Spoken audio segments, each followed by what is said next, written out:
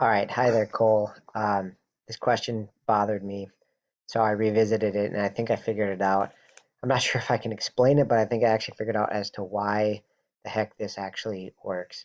So what happens is if this is the code that's here in the recursive part, then it's going to keep calling toBinary and divided by 2, and all of these have to finish before anything is ever going to print. So what actually happens is it'll stack up like this, keep calling toBinary, toBinary, toBinary.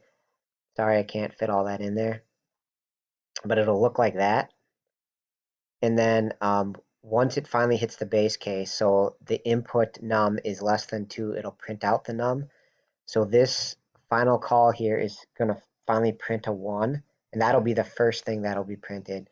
So in our string for 100, it actually is going to print a 1 first, right? And then now that this subcall is done, toBinary 3 is now sort of finished. And so now it's going to come through and print out mod 2 of this num. So that'll print a 1. Okay, so the order is starting to print 1, 1, which is what the answer should be for 100 there. Okay, and then it's going to call, now that toBinary 3 is finished, this toBinary 6 can finish, and then it'll print off num mod 2, so that'll be a 0. Okay, and then for the 12, right now it's finished, so now toBinary 12 is finished, so now it'll print this, which is a 0, and then a 1, and then a 0, and a 0. I'm just doing the mod 2 of all of these num inputs at this point, right? So that prints it out in this order, giving us the string we want, right? And I'm guessing you already knew that part, but the question is like, why on earth does this frickin' work? So I got to thinking about it, right? I thought at this last case, how many times have I divided by 2, right? So I counted it up and like, this is our first division by 2. So this is like dividing by 2 once. This one is divided by 2 twice.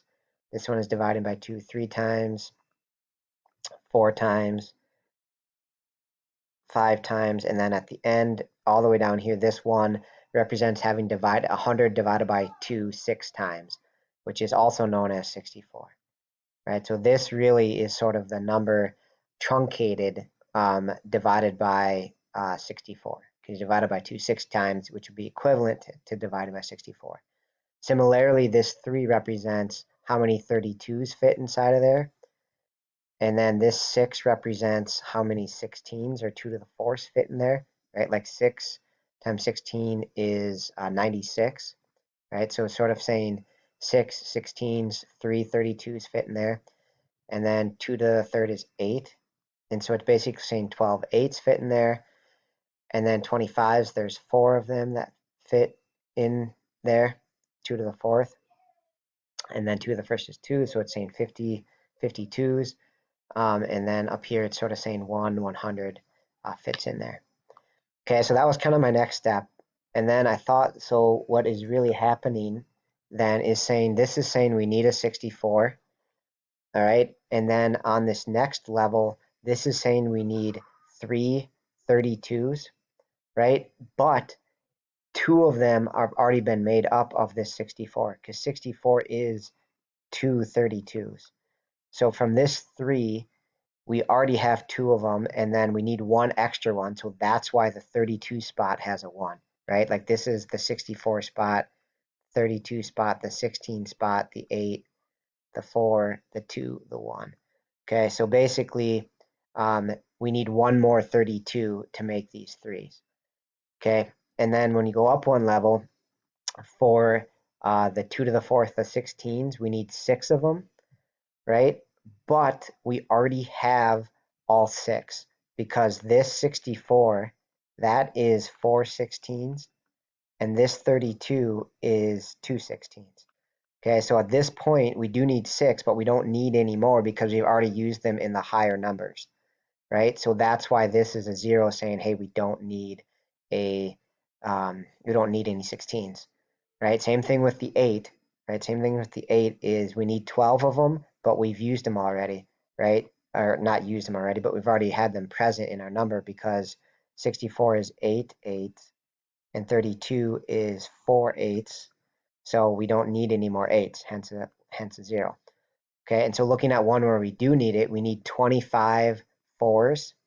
So if we go down here again, so all we've got so far is a 32 and a 64, right? And 64 is, let's see, is that 16 fours, I think? And then 32 is just 8 fours. So far we've got 24 fours, but we need one more because we need 25.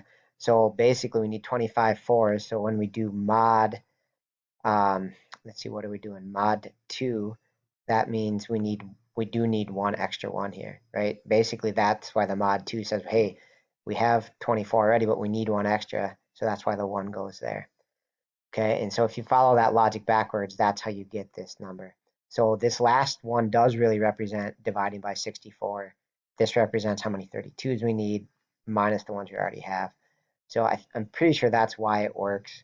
And I had to do these powers of 2 and then figure out that this really does represent dividing by 64, like the normal algorithm, divide by 64, take it out, figure out how many 32s we need, et cetera, et cetera.